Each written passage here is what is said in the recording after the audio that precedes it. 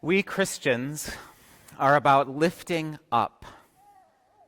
We are about lifting people up, pulling them into an embrace, and drawing them close in beloved community. That's what we're about. That's who we are. Maybe you're a little embarrassed to call yourself a Christian in these troubled times.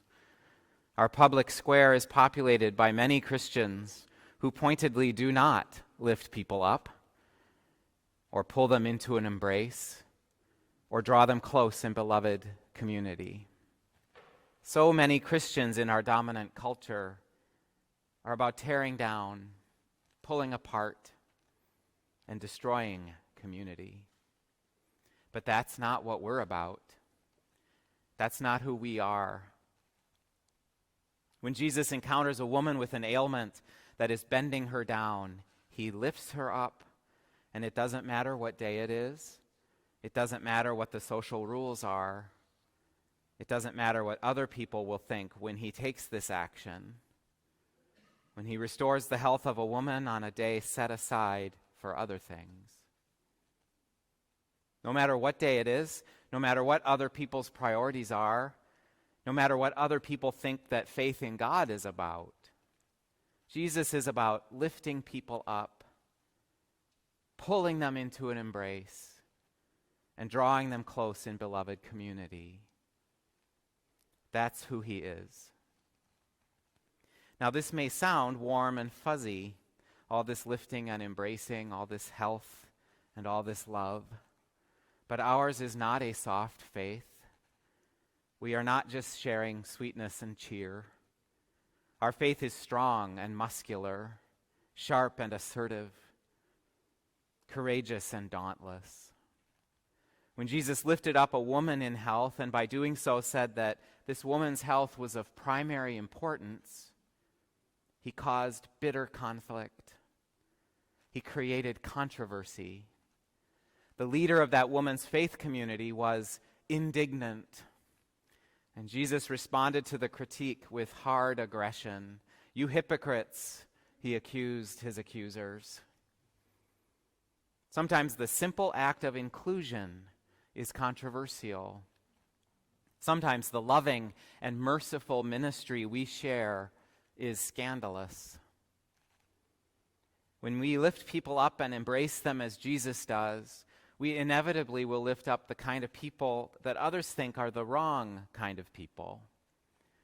And when we do this on God's time, as Jesus does, we will violate cultural rhythms and norms, and we'll be changing things too fast, inviting a hard backlash. And sometimes it's just not done. All this lifting and embracing, all this health and all this love. In this era of profound discord and cynical anxiety, the love of Jesus can be, for all of its immense value right now, deeply unsettling. It's vulnerable work. It's often awkward, even corny. It disrupts expectations. But again, that's what we're about. That's who we are. Today, we Christians who lift people up, we Christians who build beloved community the way that Jesus does, today we are once again going down to the river to pray. We will proceed to the baptismal font where it stands at the entrance to our gathering space. Our outdoor font is an icon. That is, it's an object that reveals the way of Jesus. It points to Jesus. Raul and Harrison and Sophie will draw close to the water, and then the water will break over them, washing them, drowning them, leading them to new life in Christ. Like the prophet Jeremiah, God in baptism will make these new saints overseers in God's dominion, empowering them to pluck up and to pull down, to destroy and to overthrow, to build and to plant. These are grand ambitions. They will have agency. They will have power given to them by God to practice our assertive and muscular faith, to lift people up and to overthrow the oppressors. They will join us in building and planting beloved community here at Grace Church, a ministry field for those who follow Jesus.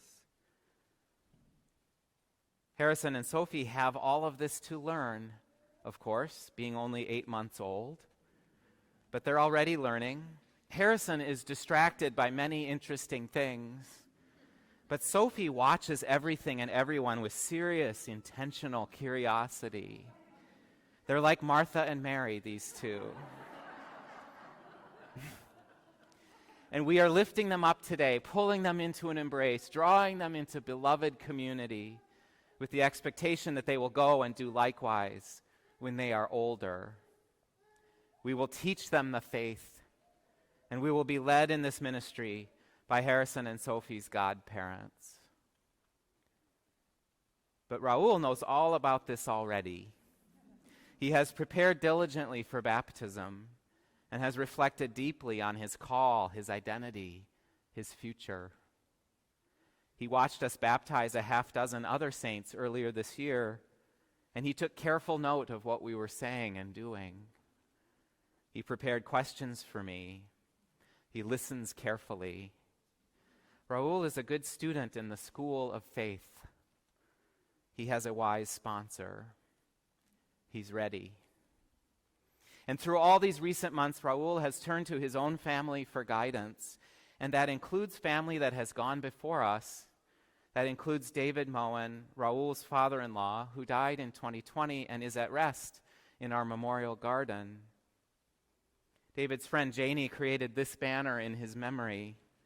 And like this banner, David himself remains here at Grace Church as a pillar, one of our founding members, an elder who helped us become followers of Jesus in this place. Sunday by Sunday, Raul and Erica take their children down to the memorial garden to spend some time with David. This is in keeping with Raul's family traditions, a particular practice of Catholic Christianity that reveres the presence and power of those who have died. Sometimes that practice is more playful than solemn. Families will make a day of it and have a picnic at the graves of their loved ones. Other times, these visits with their beloved dead are serious indeed.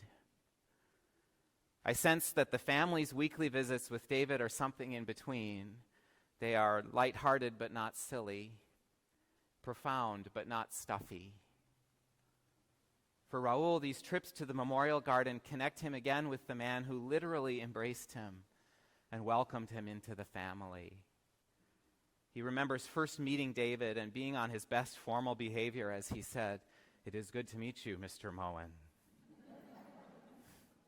David responded with a boundless smile, reached out his arm, pulled Raul into a hug, and welcomed him into the family with beautiful, fast friendship. David did that because that's who David was and is. He did that because that's who we all are. We Christians are people who lift people up. We pull them into an embrace, and we draw them close in beloved community. Lift, embrace, build community. Lift, embrace, build community. This is the pattern we practice here today and all days. This is what we learn in the baptismal waters. This is our mission. This is the identity that Harrison, Sophie, and Raul are being given today.